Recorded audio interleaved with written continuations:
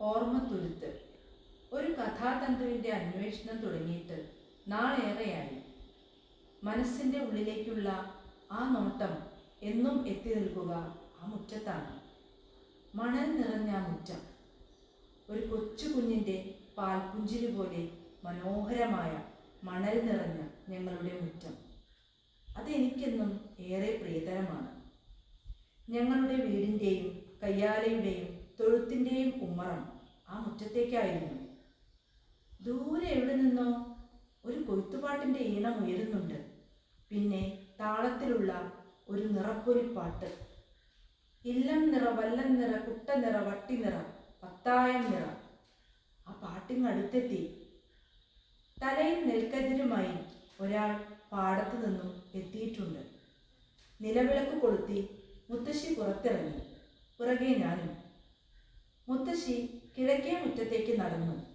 നെൽക്കതിരിനെ വരവേറ്റ് മുറ്റത്ത് ചാണകം മെഴുകിയ കളത്തിനു ചുറ്റും നിലവിളക്കുമായി പ്രദക്ഷിണം വെച്ചു. ഒരു കതിർ അവിടെ വെച്ചു. ബാക്കിയുമായി അകത്തെ മച്ചിലേക്ക്. നിലവിളക്ക് എൻ്റെ കയ്യിലേക്ക് തന്നിട്ട് മുത്തശ്ശി പറഞ്ഞു, ഈ വിളക്കങ്ങോട്ട് പിടിച്ചോളൂ. ബാക്കിയുള്ള നെൽക്കതിർ മുത്തശ്ശി വാങ്ങി. എന്നിട്ട് എന്നോട്, കുളിച്ചില്ലേ ഇതുവരെ?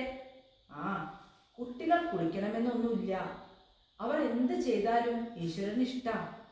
കുട്ടിയായതിലുള്ള എൻ്റെ അഭിമാനം വാനോളം ഉയർന്നു. കയ്യിൽ നിലവിളക്കുമായി മച്ചിലേക്ക് കടക്കുമ്പോൾ ഞാൻ വിചാരിച്ചു, ഈ മച്ച് ഞാൻ വലുതാകുമ്പോൾ ഒന്നുകൂടി ഭംഗിയാക്കണം. മുറ്റത്ത് നെൽക്കറ്റകൾ നിറഞ്ഞു. ഓരോരുത്തരും കൊണ്ടുവരുന്നത് അവരവർ തന്നെ വലിയ വലിയ മൂടകളാക്കി മാറ്റിവെക്കുന്നു.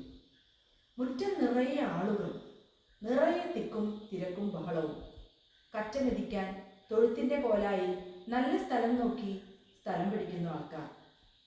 ഒരു കൂന നെല്ലായാൽ ഉമ്മറത്തേക്ക് എത്തിച്ച് പറ കണക്കിന് അളന്നെടുക്കുന്നു. പുറത്തെ കോലായിൽ നടക്കാനുള്ള സ്ഥലം മാത്രം ഒഴിച്ചിട്ട് നെല്ല് നിറയുന്നു. അവിടെ നിറഞ്ഞാൽ പൂമുഖത്ത് നെല്ല് നിറയ്ക്കുന്നു. അവിടെയും നിറഞ്ഞാൽ പുറത്തളത്തേക്ക് നെല്ലെത്തുന്നു. ഉത്സവമാണ് ഞങ്ങൾക്ക് ആ കൊയ്ത്ത് ദിനങ്ങൾ. അതെല്ലാം വലിയ വലിയ ചാക്കുകളിലാക്കി അളന്ന് വിറ്റൊഴിവാക്കിയാൽ പിന്നെ ആകെ ഒരു ശൂന്യതയാണ്.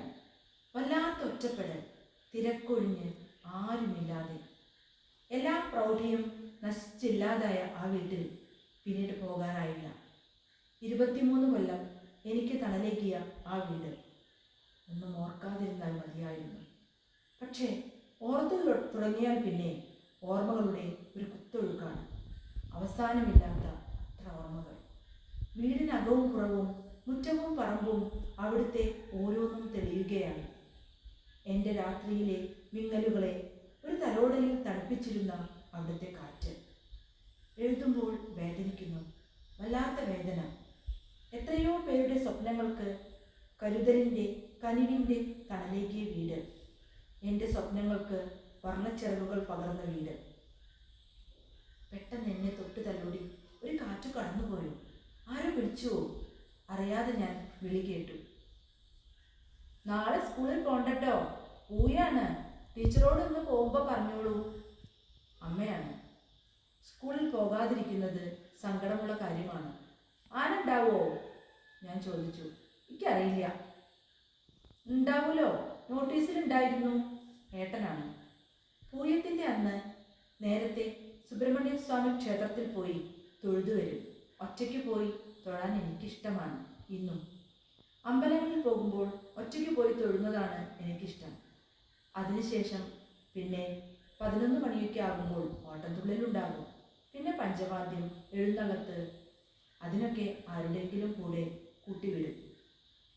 ഒരു ഉത്സവത്തിൽ പങ്കെടുത്തിട്ട് 25 വർഷമായിട്ടുണ്ടാകും. ഇത്തവണ കുട്ടികളുടെ കൂടെ പോയി ഒരു പ്രാവശ്യം കൂടി പൂയം കാണണം.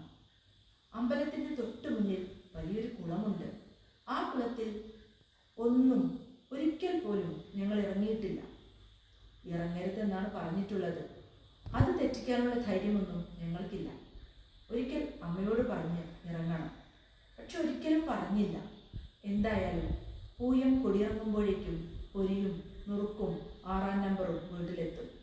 കയ്യിൽ വളകളും കഴുത്തിലൊരു മാലയും എനിക്കും കിട്ടിയിട്ടുണ്ടാകും. ഗാനമേളയും കഴിഞ്ഞ് അതിനുശേഷം നാടകവുമായി പൂയം സമാപിക്കും. കാലമേറെ ആയെങ്കിലും പൂയം ഇപ്പോഴും തകൃതിയായി നടക്കുന്നു എന്ന് കേൾക്കാറുണ്ട്. എങ്ങനെയായിരിക്കും അവിടെ ഇപ്പോൾ? പഴയ ചിത്രങ്ങൾ വീണ്ടും തെളിഞ്ഞു. കാവടിയെടുക്കാൻ നോയമ്പെടുത്ത് കുട്ടികൾ കയറി വരുന്നു. അവർ കാവടിയെടുത്ത് പ്രദക്ഷിണം വയ്ക്കുന്നു. ഈ ദിവസങ്ങളിൽ അവരൊക്കെ താരങ്ങളാണ്. ദൂരെ മാറി നിന്ന് ഞാൻ അവരെ അത്ഭുതത്തോടെ നോക്കി നിന്നു. വീട്ടിൽ പോയിട്ട് അമ്മയോട് പറയണം, എനിക്കും കാവടി എടുക്കണമെന്ന്. പക്ഷേ ഞാൻ ഒരിക്കലും പറയുകയുണ്ടായില്ല. ഒരിക്കലും. കുറെ നേരമായല്ലോ, അമ്മ എവിടെ പോയിരിക്കുകയാണ്? അമ്മയ്ക്കല്ലേ അമ്മയുടെ പണ്ടത്തെ വീട്ടിൽ പോകണം, പിന്നെ പൂയം കാണണം എന്നൊക്കെ പറഞ്ഞത്? ഇപ്പൊ ഡ്രസ്സ് മാറി വരാന്ന് പറഞ്ഞു പോയിട്ട് എവിടെ? വരൂ വേഗം. നേരത്തെ പോയി തൊഴുന്നതല്ലേ അമ്മയ്ക്കിഷ്ടം. എന്താ കുട്ടി ഈ പറയണത്? ഞാൻ രാവിലെ തൊഴുതൂലോ, മുത്തശ്ശി ഉണ്ടായിരുന്നു കൂടെ. രാവിലെ നേരത്തെ ആവുകൊണ്ട് തിരക്കുണ്ടായില്ല. പിന്നെ പോരുമ്പോ ആ കുളത്തിലൊന്ന് ഇറങ്ങി. പിന്നെ കാവടി എടുക്കാനൊരു വഴിപാടുണ്ടായിരുന്നു, അതും ചെയ്തു. ഇപ്പൊ തിരക്കായിട്ടുണ്ടാവും. എനിക്ക് തിരക്കില് വയ്യ. പിന്നെ നിങ്ങൾ പോയി വന്നോളൂ. മുത്തശ്ശിക്ക് ഒരു ഗ്ലാസ് ചായ വേണത്രേ. മധുരം തീരെ വേണ്ടല്ലോ, പിന്നെ കടുപ്പം വേണ്ട, പാല് നല്ലോണം വേണം. ഞാൻ തന്നെ ഉണ്ടാക്കി കൊടുക്കട്ടെ, നിങ്ങൾ പോയി വരൂ. എന്താ എന്താ നമ്മുടെ കുട്ടി ഇങ്ങനെ നോക്കണേ? എന്തിനാ കുട്ടി കരയണേ?